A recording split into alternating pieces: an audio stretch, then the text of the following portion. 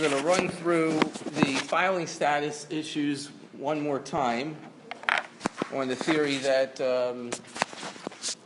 we should just make sure we've got it rounded off. This will finish up the section of chapter 4 about filing status.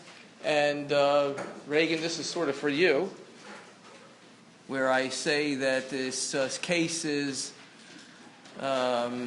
reads as following. Can you see it? No, you can't see it because it's not on the board. And now it's on the board.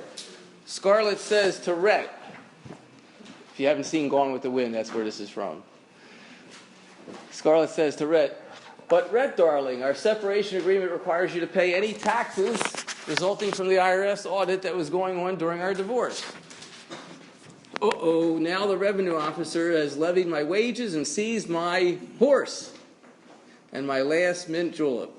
And Rhett says, this is the quote from the movie, "Frankly, my dear, I don't give a damn." Which seems unfair. That's the point. Seems like, whoa, that's not fair. Should that be the case? And indeed, let's take a look at the facts and circumstances, which are the following.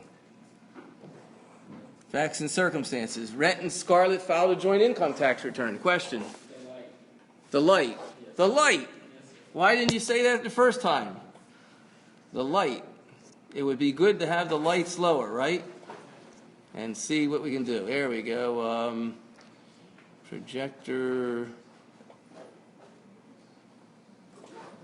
How's that? Yeah, now you can't see me. That's even better. Unfortunately, you can hear me. All right, so what's the story? They filed a joint tax return. On the return, there was an understatement of tax attributable to three erroneous items that Rhett did. It's only Rhett, the husband. Scarlett will establish that she didn't know and didn't have any reason to know of the tax understatement, and she can convince the IRS, or if she has to go to tax court, she'll convince them that taking into account all the facts and circumstances, it would not be fair to hold her liable for this understatement of tax. And indeed, the tax law allows for this, what we call innocent spouse. Innocent spouse. It's a fairly complex, but it's easier than it used to be. And the idea is to let her off the hook from unfairly having to pay taxes that Rhett caused. All right, so I want you to get a picture of that's good news for whichever spouse you might be and find yourself in some situation. And so I'm not going to go through the detail here, but you should be aware of these slides. When they'll be posted this weekend, and you should take a look at them and make sure you have some familiarity with this concept of relief from joint liability. Because remember, you file a joint return. 2 signatures at the bottom, you're both swearing under perjury that the information is correct. Married filing separately. If you didn't know it from the first class that we talked about, this is a horrible place to be because of the tax rates. Just take a look one day in the Form 1040, if it's not in your textbook. Take a look at the various differences between the rates of married filing jointly, single, head of household, married filing separate. The 5th category, anybody remember what the 5th category was? That's right, widow or widower with qualifying child. If you take a look at that, you'll see that the worst category where the rates go up very quickly is the married filing separate. So that's, if you kind of want to try to avoid that. So it's either avoid it by not getting married in the first place, or marrying the right person to begin with, so you don't have to go through a separation or divorce. I don't know what the third choice is, but you'll figure it out. You're young. All right. Head of household is another choice, which I mentioned, and that's a good choice. Those rates are very good. Think of the title, head of household. Sounds like you got some responsibilities. You got some responsibilities, so therefore the rates are going to be favorable to you. Must be those responsibilities have something to do with raising or taking care of somebody else. We're going to call that person a dependent, and we'll see about what are dependents today as well. So those are good rates. And there are favorable tax rules with that. And there's details on how to determine if you're going to meet head of household. I'm not going to go through that right this second. I'm going to sort of slide through because I've got something up my sleeve to help you with it. But here's the key. When you go through these details, you have to understand the language inside. So if it says, for example, let me give you an example. I'm not going to be able to give you every example, although when we come to working through problems, I will help you. It's going to say in there, keeping up the cost of a household for more than 6 months. So you might say to yourself, okay, so you have a house. Well, what if you rent? Does rent count? Does renting a facility count? What do you think, class? Yeah, why punish somebody who rents? What do those expenses mean? Keeping up the cost of a household. There are regulations in the instructions. They give you a synopsis of the regulations. So you need to look further. That's why I mentioned Tuesday. Each one of these details, you have to look at the actual language and say, okay, well, what does that mean? There must be some definition further to it. When it says qualifying child, the word qualifying tells you that there's some special language to that. That's my point.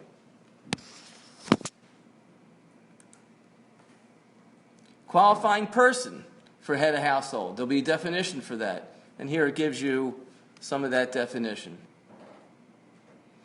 One thing to point out, and I want to point out before we get to what I have up my sleeve, is the fact that if you have a parent that you're taking care of, this regulation was made for my generation, a little bit more for yours, but it soon will affect you. It's called the sandwich situation, the sandwich generation, where you are suddenly having children to take care of, and your parents are aging, and you got to take care of them at the same time. So in the situation where you have a parent that you're taking care of, even if they're not living at your home because they physically can't, they need to be in a facility, any of the different types of facilities, that's still going to count for that person being qualifying for head of household situation. So there's one except. Isn't that wonderful that I've shown this to you? I'll tell you why. I think it's wonderful. I'll tell you why. Because on Tuesday I said to you, there's always an exception to the exception. So the general rule with head of household is you got to have a qualifying person who lives at your home that you maintain for more than 6 months. And guess what? There's an exception. And the parent can be the exception. So you got to really just drill down and drill down. Now the good news is that the secondary authorities, well, let's go through an example first before we get to the secondary authorities. I'm going to tell you, this is what I have on my sleeve, the secondary authorities. But let's go through this example. Here's an example. You're unmarried. Your mother, for whom you claim an exemption, lived in an apartment by herself. She died on September 2nd. The cost of the upkeep of her apartment for the year was $6,000 until her death. You paid $4,000 and your brother paid $2,000. Your brother made no other payments towards your mother's support. Your mother had no income. Because you paid more than half the cost of keeping up your mother's apartment, you can claim an exemption for her and head of household. So where did you get this from? How did I get to this answer? How did I get to it?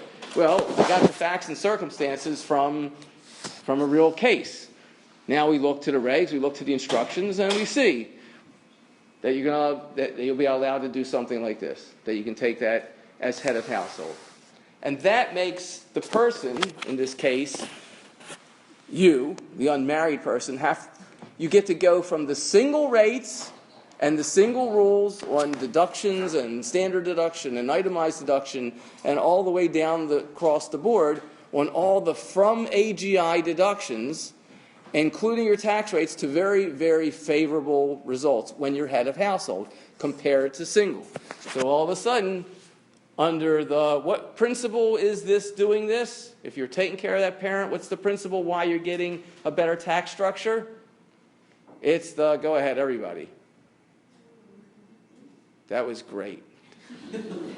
That was the best I've had. I'll see you. I can't take it anymore. The where what? The where what? The wherewithal to pay principle. Give this person a break. If they had to pay at the single rates and to get the single deductions from adjusted gross income, it wouldn't be as beneficial to them. Question? Okay. Now, let's see if we're ready for the next thing. What happened? Go to maybe unresponsive. How can that happen? Because your computer has lost its internet connection. Whose computer?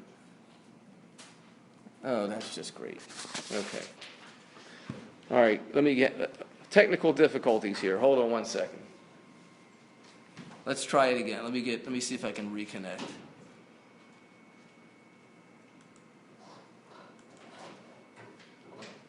All right. Everybody can memorize my information here.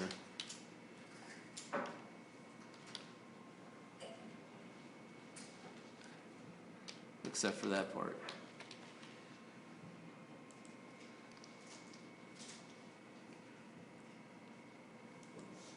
I wonder whose computer lost the connection. We'll find out in a minute. If this doesn't work, it's mine. Oh, that's looking good.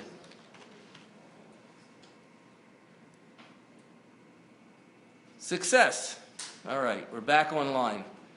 All right, here is, who is a qualifying person qualifying you to file? Table 2.1, watch this. This is what the secondary authorities do for you. Table 2.1, who is a qualifying person qualifying you to file as head of household? Watch. Here's a table. It comes from secondary authorities. Could be from your textbook. I don't know. Maybe they have this in your textbook. But it gives you, like, columns to follow. If the person is your qualifying child. Well, you don't know what that is yet because we haven't learned exemptions, but we're going to learn that today. Is your qualifying relative, who is your mother or father, and etc. And then it tells you, says end in the second column if he is single or he or she is single or married, and then it tells you what it is if you meet one of those criteria. It's a matrix. You follow the matrix. So let's just take an example. Let's say the person is your mother or father. Now, and you can claim an exemption for him or her. Well, we'll have to learn, can you? And that's, again, we're going to learn what exemptions are today. So if you can claim an exemption, then they are a qualifying person. If you cannot claim an exemption, then they're not a qualifying person. This is for head of household. That's what this table's for. The table is who qualifies to make you a head of household. Let's see one more example. I think it goes, let's see what's on the next page because it goes down one more. Then it goes on the next page, but it's easier to see here. So let's just do one more. If the qualifying child, whatever that is, and they give you an example, such as son, daughter, grandchild, even includes adopted children as well, stepchildren. If that person is single, then they're a qualifying person. If they're married and you can claim an exemption, which might be unusual that you could do that if they're married and you can claim an exemption, they are qualified. But if they're married and you can't claim an exemption, that's not a qualifying person. Again, the matrix really helps, but you got to know the definitions of the things inside. So the result is, when you see qualifying child, you got to go to the definition of qualifying child. Good news is there's a matrix for qualifying child. There's a matrix or a secondary authority that helps you decide who's a qualifying person. We're going to see those. So I give you this, and it goes on to the next page, and you can use that. Qualifying widower, we've mentioned it. It's good rates. You have to have a dependent child, so you'd have to look at the details of who's going to qualify for that. I give you just a smattering of that right now. You may be eligible, blah, blah, blah, blah, blah. Take a look at the detail. The devil's in the details.